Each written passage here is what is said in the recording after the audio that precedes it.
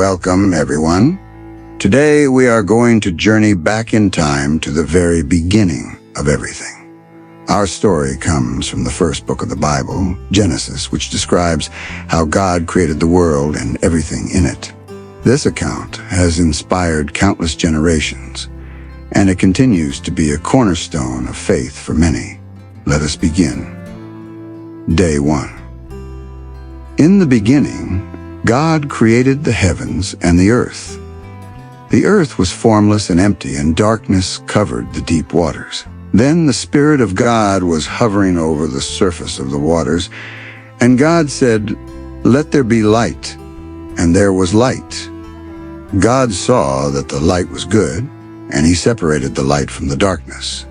God called the light day, and the darkness night. And there was evening, and there was morning, the first day. Day 2. On the second day, God said, "Let there be a vault between the waters to separate water from water."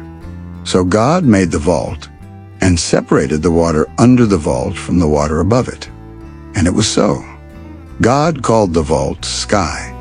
And there was evening, and there was morning, the second day.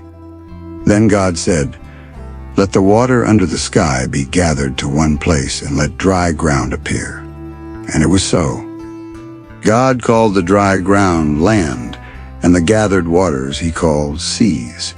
And God saw that it was good. Then God said, "Let the land produce vegetation, seed-bearing plants and trees on the land that bear fruit with seed in it, according to their various kinds." And it was so.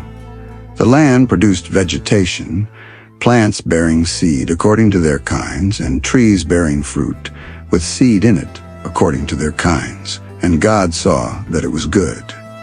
And there was evening, and there was morning, the third day. On the fourth day, God said, "Let there be lights in the vault of the sky to separate the day from the night, and let them serve as signs to mark sacred times and days and years, and let them be lights in the vault of the sky to give light on the earth." And it was so.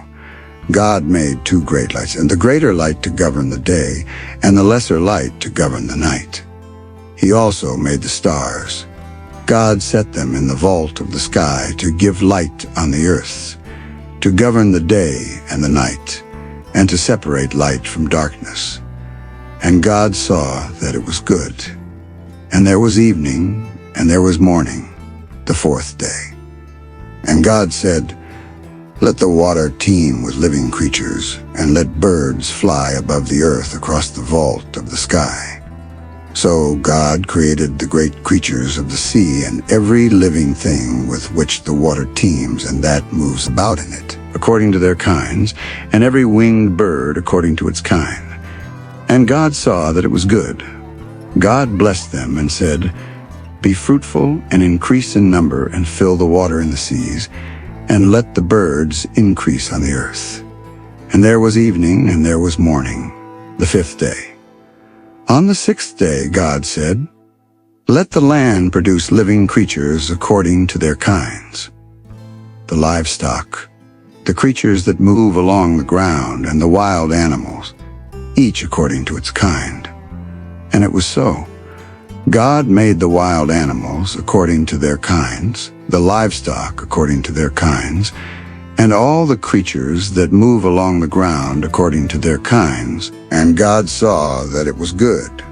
And then God said, "Let us make mankind in our image, in our likeness, so that they may rule over the fish in the sea and the birds in the sky, over the livestock and all the wild animals, and over all the creatures that move along the ground." So God created mankind in his own image. In the image of God he created them. Male and female he created them. God blessed them and said to them, "Be fruitful and increase in number, fill the earth and subdue it. Rule over the fish in the sea and the birds in the sky, and over every living creature that moves on the ground." Then God said, "I give you every seed-bearing plant on the face of the whole earth, and every tree that has fruit with seed in it, They will be yours for food. And to all the beasts of the earth, and all the birds in the sky, and all the creatures that move along the ground, everything that has the breath of life in it, I give every green plant for food." And it was so. God saw all that he had made, and it was very good. And there was evening, and there was morning, the sixth day. By the seventh day, God had finished the work he had been doing, so on the seventh day he rested from all his work. Then God blessed the seventh day and made it holy, because on it he rested from all the work of creating that he had done. And so the heavens and the earth were completed in all their vast array. This story from Genesis not only tells us about the origins of our world, but also reminds us of the incredible power and creativity of God.